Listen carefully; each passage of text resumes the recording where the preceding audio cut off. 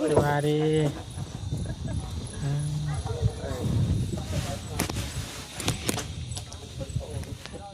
แต่ออกมาจากบ้านพักรถเธอเดียวเนาะของน้ำเธอเดียว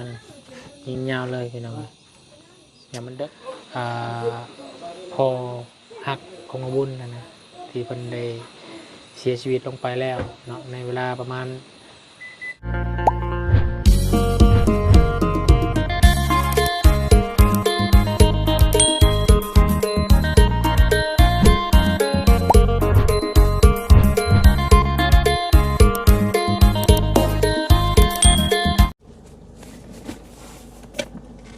อึบ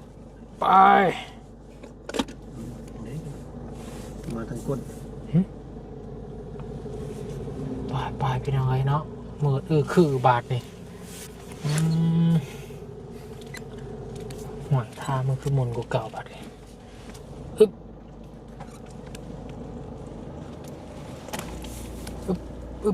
บ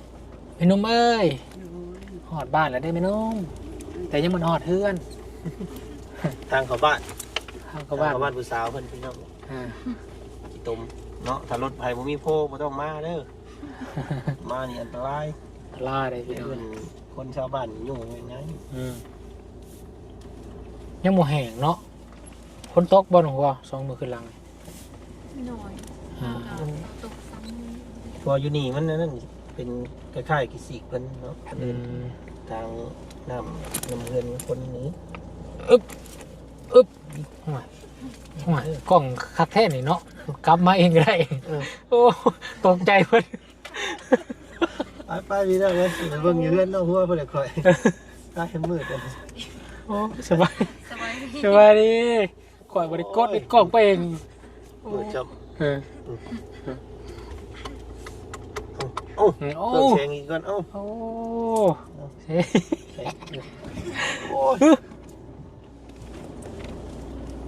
ไอ้ปุ๊บเบ็ดดินได้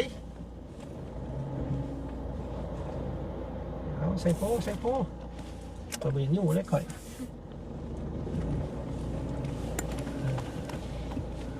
ดึกขึ้นแล้วเนาะยังไง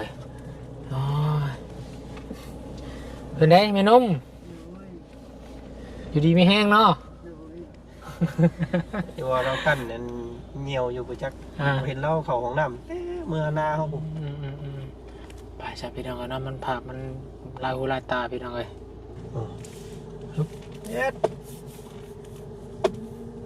คนยางบ่อนตุ่มโพดโพมูแตงพี่น้องเอ้ยบ้านหนองหัวสายยาหนองหัวกินต้มลมทางเปื่อยวัดพี่น้องเลยเปื่อยกับเปื่อยย้อนชุ่มอ้ายแหละคนใหญ่บ้านน้องบ่ได้มีว่าหนูวะไอ้ยางเสียยางเนาะโอ้ยตกใจตะโพนี่ตกใจแฮะน้องเห็นยุดซะตาลุงมันเวียนหัวได้เนาะโอ้ยแฟนเติดให้มาเห็ดนี่เนาะงงเลยข่อยน้องหัวมาอยู่มือเดียวพากันมามั่งอันต้นไม้เราบ่นี่พี่น้องไงเนาะจอดถึงแล้วเด้อบ้านน้องคว้าพร้อมแม่นุ่มเป็นบินมองแม่นุ่มไม่ได้ลูกๆเอาดิมาน้องนะน้องหัวแล้วก็ข้าวสารน้องหัวโดดขึ้นเลยได้ป่ะนักได้โอ้ข้าวสารมีตุ้ยพี่น้องเลยแม่ขึ้นรถเจ้าฮึบตายขัดขึ้นไร่บานเบิ้งแห้งละบานเอ้าเราเมารถยังไงเราบืนรถอยู่เนาะต้มกันดีแล้วสวัสดี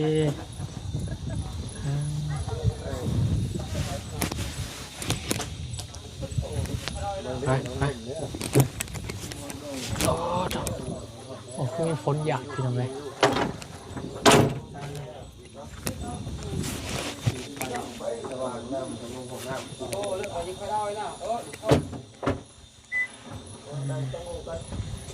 อืม อ๋อนึกว่าเพิ่นอัดเฮือนไว้มีคนมาอยู่เผาแทนอยู่เนาะโอ้ดุนใส่ยาดมเลยพี่น้องเลยเนาะ น้องจันยิ้มเฉยเนาะบ่ได้เมาบ่ โอ้แข็งเพิ่น บ่เห็นสังเกตเราเล่นโทรศัพท์นำได้ ใครผู้นี้บ่ บ่น้องจันเลยเนาะ ดินโทรศัพท์นำก็บ่เห็นหยังอีกเนาะ อย่างเฉยบ่พวกนี้เนี่ยนั่งข้างเด้แบบเลี้ยว เพิ่นเดียวเบิ่งต้นไม้ เลี้ยวต้นไม้ต้นตอกเนาะ เออ มึนที่จะเอา เราเป็นทักอยู่นี่เป็นทักเราช่วยหน้าบ่ไปช่วยหน้าก่อนบ่ อืม คนไม่เป็นอันนี้ถ้าคนร่างกาย ไปคือการทำไปนั่งข้างล่างนี่บ่ได้พวกสิแตกรอดพี่น้องเอ้ย อืม เราเคยขับได้เคยนั่ง เอาขออนุญาตฟังเสียงคนเมาหน่อยพี่น้อง เอาขออนุญาตฟังเสียงคุณบ่เมาเลยโอ้ยเนาะเพิ่นซื้อข้าวพร้อมบ่มาเนี่ย โอ้ย เห็นบ่เพราะว่ามาบ่ได้นึ่งข้าวเด้เนาะ อืม เสียงจนบอก ก็มันหนาวแน่มื้อนี้เนาะเย็นๆอากาศ ตอนไปนี่ขี่รถโดยสารไปน่ะเมาอยู่ป่ะ เมาดู บอกกับมันแบบมันอันนั้นเด้มันเปิดอันนั้นเพิ่นบ่ได้นั่งอยู่ในกระจกใครอยู่กันน่ะเรา มันเมาแอร์เนาะตั้งแต่ออกมาจากบ้านพักรถเธอเดียวนึงเนาะ อืม ของน้ำเธอเดียวนึงยิงยาวเลยพี่น้องอย่ามันดึก ตัวหิวเข่าจักหิวเข่าจักหิวเข่าท้องว่างมันก็เลยแบบบั่นป่วน อ่า เป็นหัวจนเจาะเราตรงเขากินข้าว เข่าหน้าไม่ได้อสันเด้อ ดีเทบอ ทุกข่อยก็สิได้กินน้ำเนาะเข่ามื้อนี้เนาะมื้ออื่นเพิ่นก่อน กินข้าวก้อนจนกลับ บ่เป็นหยังบ่เป็นหยังเจ้าอย่าคักอย่าคอด โบกินข้าวก่อน เนาะมื้อเช้าจะกินครับ บกิน ครับ จะทำอีกเลยเนาะ ก็กินข้าวพร้อมกัน อืม ที่ย่อเข่าอีกบ่มาแบบนี้ก็ได้ เนาะ กินข้าวก่อน เนาะไก่มันก็นอนเนี่ยเพื่อสิเอามาต้มก็ได้ อ่า เอาไปกินปิ้งไก่อะ 8 โมงพอดีเลยพี่น้องเนาะ กินข้าวก้อนจนกลับ 7 โมงครึ่งพอเทือนอย่างปลอดภัยเนาะสู่อินกินไอแบบคุ้นเคยพี่น้องสิอาบน้ำอยู่ว่ามื้อนี้ ไปเบิ่งเย็นบ่ได้แล้วมื้อนี้เนาะเย็นเส้นแล้วมื้อนี้ไปเบิ่งแล้วเพราะว่าโอ้สิไปอาบอยู่อันเซ่เพิ่นก็บ่ไหวดอกพี่น้องไงมัน อืม มืดมันมัวเนาะย่านได้พี่น้องถ้าเป็นค่ำเลยมันแล้วเนาะอยู่ที่เนาะข่อยได้ผู้หนึงโหย่านแท้ๆได้กำลังอยู่ระบวยน้ำพองต้องสิมีอีหยังมาผ่านแข้งผ่านขา เป็นสมา นะ เนี่ยดึงขานี่เนาะ บ่ได้นํตัวนี้เนาะมื้ออื่นแจ้งหูแจ้งตาซะก่อนจังอาบเด้อ อืม เราบ่เป็นหยังดอกเนาะมื้อนี้เนาะ แค่มือเดียวเอง มื้อเดียวเอง เอ้ามือเช้าก็ยังเอาอยู่แต่แบบ เป็นยังไงน้องจันได้เมื่อเห็นบรรยากาศทงไฮทงหน้าทางอดจันลุงจันเพิ่นฮะ จะดี ดีอากาศดีป่ะ โดย นี่ทงไฮทงนาเนาะ โดย อืม บรรยากาศก็ดีอยู่ก็สวย อ่า อยู่กันอากาศดีอยู่ยามนี่คืออยู่ว่าซั่นโอ้ยเดือน4เดือน5ทุกเจ้าอย่าเมื่อก็ได้ อืม ไปกระป๋อมยิบแล้วก็ขี้ฝุ่นควันกุ้มเลยเจ้าเนาะไปกอกยานี่จะไปดูดใส่ก็ได้ อืม ถิ่มปึ้งเนี่ยมันใหม่เบิดทีบเลยแถวหน้าข่อยอย่าเฮ็ดก็ได้ บ่คือทางคุณเจ้าได้เนาะ อ่า ภูเขาแบบหมอกตลอดปีอากาศที่เย็นกว่าทั้งเฮาหลาย เป็นคนถาดอ่อนนะคุณเบิ่งนี่เนาะน้องเนาะคนถาดอ่อนเนาะแบบคือคนเมาคนหยัง เบิ่งไปเบิ่งมาผู้นี้ใหญ่กว่าเนาะ เออ สูงกว่า เออ ผู้น้องที่เป็นว่าโค้งห่างไว้ว่าสูงกว่าผู้นี้จะแบบสั่นกว่าผู้นี้ คือพอแล้วได้ป่ะพอแล้วคือ ชิดาแต่เว้นพอแล้วเนาะ มีหลายคน ไล่เตาเจาะตรงเขา คอมเมนต์มาหลายได้ว่าบ่จันนี่คือพ่อคือบ่เจ้าว่าคือเนาะจะแบบว่าน้องกับอ้ายเลยเพิ่นว่านะ อืม คือ แม่นบ่จังก็คือพอดีพี่น้อง โดย ครับเพิ่นได้เห็นพอเฮาก็บ่ได้เห็นพอเพิ่นซ้ำเนาะ แม่ บ่จักคือเก่า เพราะว่าตอนญาติบุญโทรหาน้องคนอยู่ว่าที่ว่าจะถามเบิ่งพร้อมกันก็เลยว่าย่าน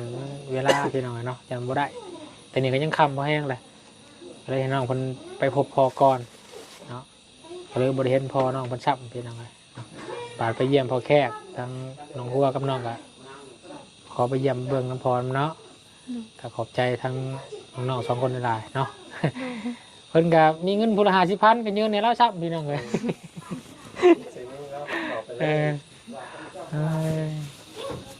เอามือหนาพุ่นละจากที่บึงพอเจ้าน้ำเยี่ยมน้ำเนาะให้เราเอาไว้เป็นครูรถ เออ มีแต่ โดย พอเรื่องถึงชาติเดี๋ยวก็ให้น้องเพิ่นพักผ่อนเท่านั้นแล้วพี่น้องเอ้ย โดย เนาะเข้าในตุ้ยเพิ่นแบ่งเอาให้เด้ เนาะ อ้อคนบ่เอ้ย ผล อ้าวบ้าบ่คนตกบาดนี้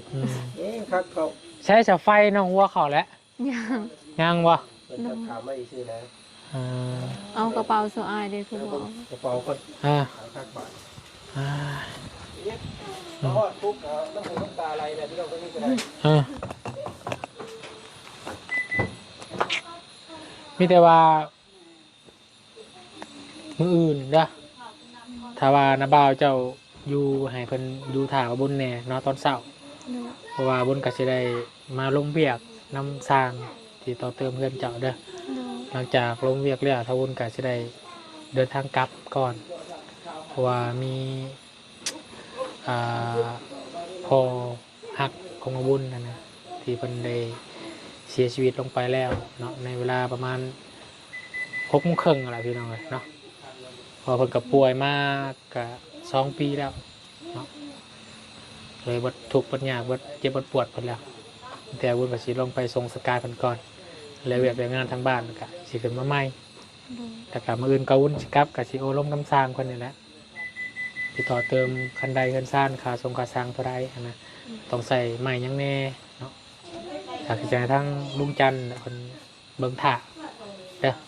ถ้าเป็นจังสีขึ้นมาใหม่สั่งใหม่สั่งต่อก็ได้คนละเนาะพอทางงบทางลุงจันทร์ก็มีอยู่3 ล้านเป็นยังไงเนาะ3 ล้านงบน้องบุญมีอยู่5 ล้านเนาะ5 ล้าน 5 โอ้มืดบาดนี้เดือนแล้วเนาะ หารหาเนาะบนหารหาแต่ชิโดนสร้างคนใหม่เขาทรงกระสร้างเท่าไร เขา เข้าห้องน้ำวะ นะกินน้ำกันเลยซื้อมาอยู่ตลาดเซปวนนั่นแหละสิว่าจะไปกินอยู่ห้องน้องคนก็เลยเบิ่งขึ้น จันเพิ่นเอาขึ้นก็ได้น้องเพราะว่าคือสิตกบันไดเบิ่ง อืม โอเคอันนี้น้ำ มันยัง อันแบบ โซอายเอาไว้เอาไปกินอยู่ห้องบ่เพิ่งอย่าเราบ่เพิ่ง บางคนเรากินแล้วอยู่หันในขาลมณ์ดี เอาไปเอาจัดการรถไป อืม คนมันมากเลยโอ้ยเนาะมอดคุกกับมาปั๊บรถพี่น้องคนเนาะ อืม คือนัดขึ้นหมายกันไว้ดีครับแต่เป็นว่ากินข้าวน้ำกับกินนั่นแหละพี่น้องอยู่ด้วยกันทั้งนี้ เบิ่งช่องคือมันคือสิบ่ยอมดอกเนาะพอจะบ่กินได้หน่อย เบิ่งช่องนี่ทั้งเมียทั้งลูกตำโคกโปกโปกโปกอยู่ไปเนาะกัน กินน้ำเด้อ อืม เนาะมันย่อที่เขาเบิดได้ เงาเบิดก็กินเบิดลีได้ มันย่อเขาเบิดเขากินเบิดดีๆเลย เออเออ แต่ยอมหับอยู่เลยเนาะครอบครัวอื่นเขาก็บ่ได้กินเลยจะเป็นยังมันเคยตั้งแต่แรกหรือเปล่า อืม เนาะ มาปลุกไปยอปรับมือแรกกันเนาะกินข้าวก็ลูกเอ้ยเมนูก็ได้จามเป็นก็แล้วกินบ่กินแล้วคลำเมื่อกี้มีตุ้ยเอาเข่าใหายของคำเนี่ยบ่ยอมเอานะบ่ปิดประตูไว้หวยก็ลงเมนูนะโอ้ยคลำได้ก่อนว่า ต้องใช้มาตรการตัวนี้แล้วเอากับเพิ่นกระลำก็บ่เอาเพิ่นเอาให้แล้วบ่เอานี่เสียน้ำใจเนาะประมาณนั้นเนาะ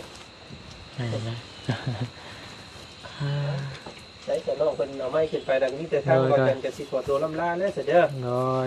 วันนี้ก็ขอขอบใจพวกอายหลายๆที่ว่าแต่ว่ามีพวกอายเนาะก็บ่มาฮอดจุดนี้ได้ขอขอบใจพวกอายหลายๆเด้อ โดยว่าเป็นหยัง เป็นอย่างเนาะดีใจพี่น้องไงเนาะก็ดีใจแหละเห็นทุกเจ้าสมบูรณ์แบบแบบนี้เนาะ โดย เห็นครอบครัวครอบครัวหนึ่งที่ว่ายังบกพร่องในการใช้ชีวิตยังบ่เข้าที่เข้าทางเนาะที่นี่ก็เกือบแล้วใกล้แล้วเนาะประมาณ80เกือบ90แล้วสิสมบูรณ์แล้วยังอีกน้อยหนึงเด้ออดเอาอย่าเผาเพื่อกันได้ เออเนาะแต่หามาเวกันคือเก่าเนาะของน้ำแล้วน้ำก็สิมีบัดนี้ไทยก็สิได้เนาะบันไดก็สิได้ยังอีก2อย่างอีก2อย่างเนาะก็สิ เจียง สมบูรณ์แล้ว คือหยังทรงอย่าง 3อย่างไฟ อืม บันได ได้ เลื่อนบันไดขึ้นครัวบันไดขึ้นเฮือนยัง อืม แล้วก็ยังอีก รถจักร น้ำ น้ำเนาะรถจักรไง มีรถจักรอีกได้เนาะได้รถเก่งเลยก็พอเลยที ได้รถเก่งแล้วเนาะเราเคยลาซื้อให้ เขาเล่นกันแล้วแต่บุญวาสนาของน้องเพิ่นเนาะ โดย บางเทื่อเขาได้สิ่งของแบบว่าเขาบ่ได้เฮ็ดเวียกเฮ็ดงานนี่ก็มันบ่เป็นบททดสอบเด้เนาะบางเทื่อรถล่างเนี่ยให้เขาซื้อเองเขาให้เขาหาเองก็มันอาจสิเป็นบททดสอบดีๆของการใช้ชีวิตก็แม่นเนาะ แม่น น้องเด้อ ดู คือน้องสอนนี่คือกัน ได้บ่ทุกอย่างบ่ได้รถจักรเราบ่ได้รถมอเตอร์ไซค์บ่ได้พี่น้อง ดังนั้นก็เป็นอาจสิเป็นบททดสอบให้เราขยันเฮ็ดเวียกเฮ็ดงานเนาะ โดย บางเทื่อเราได้รถได้เฮือนได้ชาติครบเบิดโอ้เรากลายเป็นคนเกียจข้านก็มีเด้ แม่น อันนี้เป็นเพิ่นทดสอบเพิ่นเจ้าอยู่เนาะอืม เว้าไปนี่แหล้วมันยังบ่ได้เด้พี่น้องเนาะอืม คู่โคบๆลงมาพี่น้องเนาะทั้งเทิงผักกินไก่ทั้งหมอดทั้งหยังแสบโคบเนาะอืมใช่ขอแม่น้องว่าถึงไปเบิ่งทางเมนุ่มบนก่อนพี่น้องเนาะอืมเมนุ่มกับน้องจันเห็นมาถึกเลยโอ้บริขึ้นจะด้นได้นี่พี่น้องเลยโอ้อย่าหักต้นคำได้เนาะครับปกอยู่พี่น้องเลยนี่กับข้าวกับน้ำพี่น้องเลยเนาะน้องจันสายต้มเป็ดต้มไก่แล้ววะเนาะแซ่บน้ำเมนุ่มลูกว่าจะบอกินนะแม่ได้มันแรงอย่างนี้สิเมื่อได้แม่เลยจะเบิ่งเจ้าคือสิบยอมเลยรับไหมรับโปแกร้ายโปแกเบิดกันน้องเอาไว้กันมันหลายแล้วแกเบิดหลายแล้วกินหมูเบิดได้กระเทินละมันบูดได้น้องมีตู้เย็นอยู่เป็นปะดีละเอาไว้แต่กินเบิดก็ไว้ตู้เย็นเลยดูเป็นยังกัน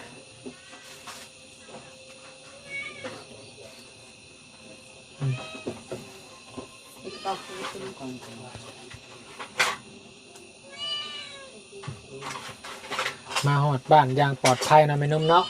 ดีมุกดีใจว่าแม่นม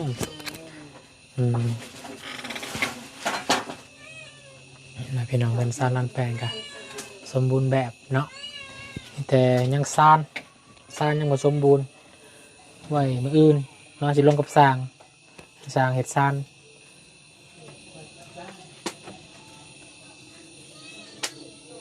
แล้วก็เฮ็ดมุ้งไอ้ใช้ข้าวมากเลย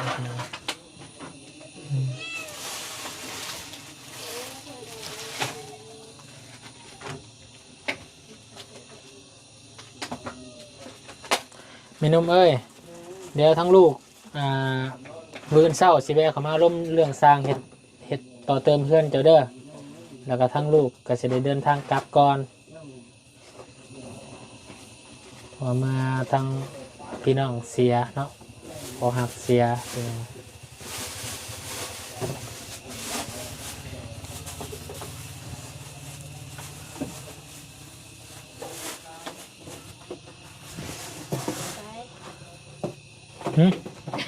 มาลงได้บ่เนี่ยฮะคอเท่ของจันเลยเจ้าอย่าประมาทกับการใช้ชีวิตย่อพระโตเข่าได้โอ้มีวิชาเฉพาะตัวนี่นี่โอ้ทางนี้สลบทางนี้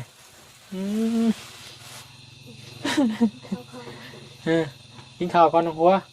คือจะเป็นไข่น้ำมันยักษ์เนี่ยบ่เป็นอาการหนาวๆมึนๆอาการของเมาหลดพี่น้องเลยเนาะเชะเต็มผ้าโตกพี่น้องเลยไก่เซโน ตื่นแต่เช้านี่ไปจ้ามื้อเช้านี่ แม่นจังเนาะ พอพักผ่อนเพียงพอน้ำโอ้ เอากิน ไปจะเดียวที่ไหน เขาก็ได้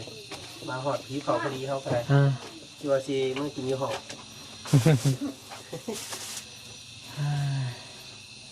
ไปขึ้นน้องจันเพ็ญเดือน12บ่ได้ไปลอยกระทงบ่เมื่อคืนนี่ อยู่ในบ้านเขาทางไทยกับ ไทยบ่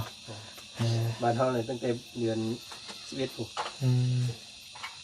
ไปสาพาเขากินข้าวกินน้ำลาพี่แล้วน้องลาป้าลุงก่อนซะเนาะสบายดีเนาะไปน้องหัวสบายดีไปเด้อลุงเด้อโดยไปซะโอเคพี่น้องเอ้ยเนาะเฮานำส่งทางน้องหัวแล้วครอบครัวฮอดบ้านฮอดซองเป็นที่เรียบร้อยเนาะก็ขอบคุณขอบใจ FC เบิดทุกท่านนั่นแหละพี่น้องที่ให้กำลังแรงใจเนาะแล้วก็ให้คำแนะนำชี้แนะเนาะคอมเมนต์กันเข้ามาพี่น้องเอ้ยเนาะฝากเป็นกำลังใจให้น้องเพิ่นต่อไปพี่น้องเอ้ยเนาะเขาบ่วุ่นเองเนาะในนามสะพานบุญกะสิเฮ็ดหน้าที่ของเองที่สุดที่ทางผู้ใหญ่มอบหมายมาให้พี่น้องเอ้ยเนาะแต่ว่ามื้ออื่นก็สิได้เดินทางกลับบ้านก่อนมื้อนี้สบายดีพี่น้องกินข้าวน้ำน้องเพิ่นเอิ้นมื้อหาพักผ่อนก่อนพี่น้องเอ้ยเนาะบ๊ายบาย